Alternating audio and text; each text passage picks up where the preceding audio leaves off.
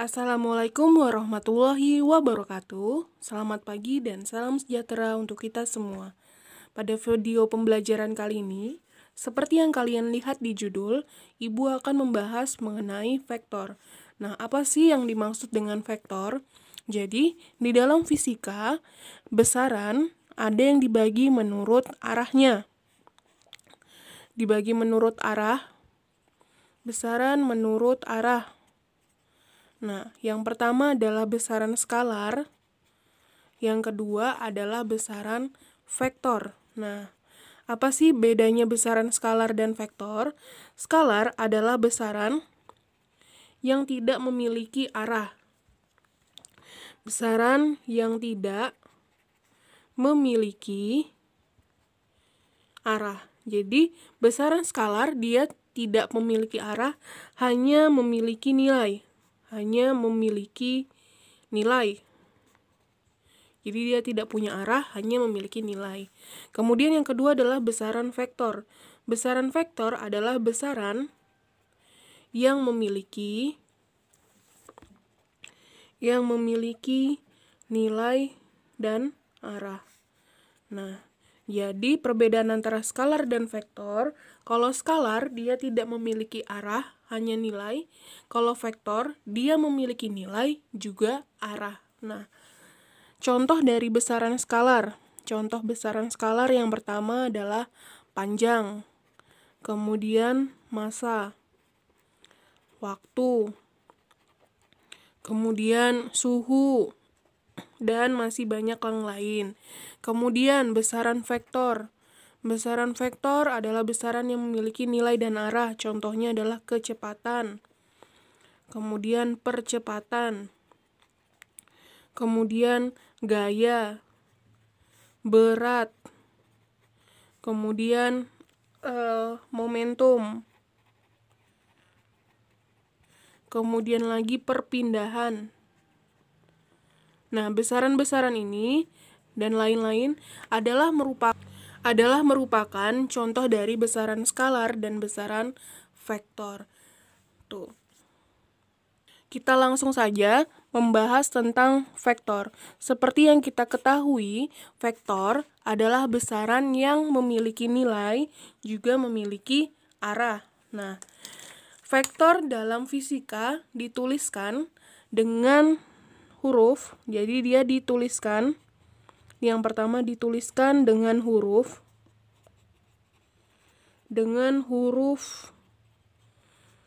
ini sesuai dengan simbolnya ya, sesuai dengan simbol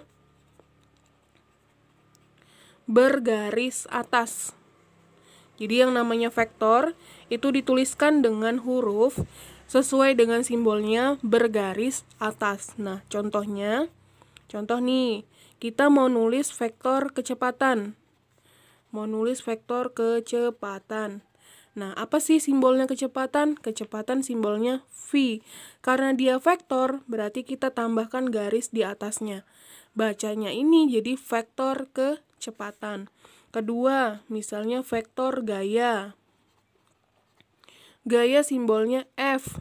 Nah, karena dia vektor, kita tambahkan garis di atasnya. Jadi, kalau misalnya ada simbol di dalam fisika, kemudian ada garis di atasnya, berarti dia artinya adalah vektor. Nah, kalau yang ini tadi adalah cara penulisannya.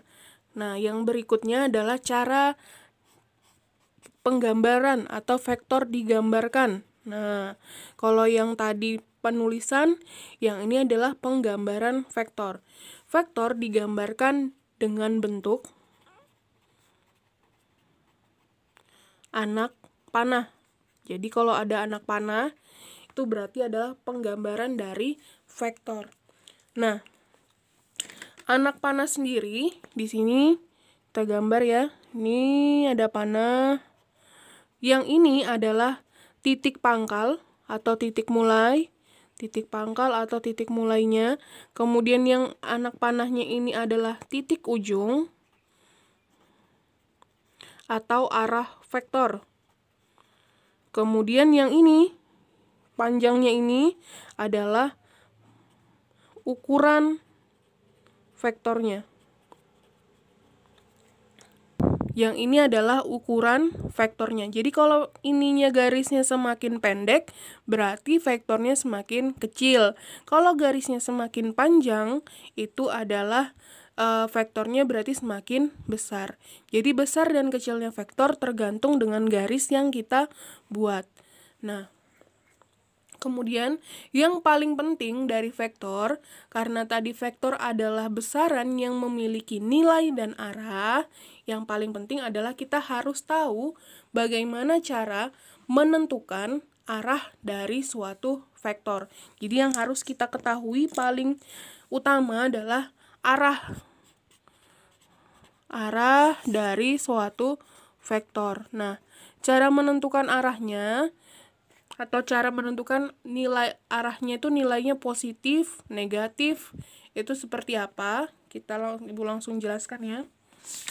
Jadi kita masuk ke nilai dan arah suatu. Nah, vektor, jika ada vektor yang arahnya ke atas atau ke kanan, nih ya, jika ada vektor yang arahnya ke atas atau ke kanan, berarti vektornya bernilai positif. Nih, jadi kalau misalnya arahnya vektor ke atas atau ke kanan, nilainya adalah positif. Jadi yang positif adalah yang arahnya ke atas atau ke kanan. Kemudian yang kedua, kalau misalnya ada vektor, dia arahnya ke bawah dan ke kiri, berarti dia nilainya negatif. Jadi yang negatif itu arahnya ke bawah atau ke kiri. Nih. Jadi vektor bernilai positif jika dia arahnya ke atas atau ke kanan, kemudian nilainya negatif jika arahnya ke bawah atau ke kiri. Nah, ini nilai dari vektor. Tuh, positif dan negatif. Ini dinilai dari kalau misalnya dia bentuknya ke atas, ke kanan, ke bawah. Nah, yang kedua, apabila vektor digambarkan ke dalam ini koordinat kartesius. Koordinat kartesius itu ada sumbu Y, ada sumbu X. Nah, kalau dia ke arah sumbu Y, ke atas, sumbu Y yang ke atas, berarti dia nilainya positif. Kalau dia ke arah sumbu X yang ke kanan, berarti dia positif. Tapi kalau dia ke arah sumbu X yang ke kiri, berarti nilainya negatif. Kalau dia suka sumbu X yang ke bawah, sumbu X ini sumbu Y yang ke bawah, berarti dia nilainya negatif. Ini kalau misalnya dia diletakkan di dalam koordinat kartesius. Kalau dia ke arah Y atas, berarti plus. Y ke arah Y ke bawah berarti min, ke arah X ke kanan berarti plus, ke arah X ke kiri berarti negatif. Tuh. Jadi yang akan kita bahas atau yang paling utama yang akan kita pelajari di dalam vektor itu adalah mencari resultan. Resultan itu apa sih? Resultan itu adalah jumlah atau hasil, atau ada juga yang mengatakan total dari sebuah vektor. Nih, jumlah hasil total dari vektor. Simbolnya adalah R. Simbolnya R karena kita mencari vektor, jadi R-nya kita kasih tanda panah di atas. Tuh, ada berbagai macam cara atau metode yang digunakan untuk mencari resultan dari sebuah vektor atau beberapa vektor. Nah, cara-cara tersebut nanti akan Ibu jelaskan satu persatu. Untuk yang pertama, yang akan Ibu jelaskan adalah mencari resultan dari vektor yang segaris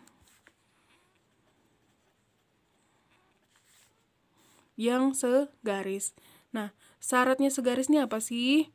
Syaratnya yang segaris itu adalah pertama dia harus sejajar. Nih, maksudnya sejajar apa? Kalau dia bentuknya lurus, nih seperti ini, mau ke atas atau ke bawah, boleh. Yang penting dia bentuknya sama-sama seperti ini, tegak. Kalau misalnya ini, berarti boleh. Kita cari resultannya. Atau misalnya seperti ini, sama-sama seperti ini. Nah, ini syarat yang pertama, yang artinya sejajar. Berarti dia kalau bentuknya lurus atau gini, vertikal, harus sama-sama vertikal. Kalau yang horizontal, sama-sama dengan yang horizontal.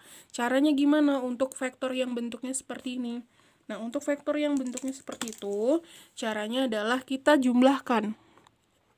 Resultannya sama dengan vektor A ditambah vektor B. Nah, kalau Bu, gini kan kalau misalnya vektornya ada 2, kalau ada 3, 4, 5, tinggal kalian jumlahkan aja. Vektor A ditambah vektor B ditambah vektor C dan seterusnya. Nah, contohnya, ini contohnya ya, Bu kasih contoh. Ada vektor A, nilainya 3 satuan. Kemudian ada vektor B, nilainya 5 satuan.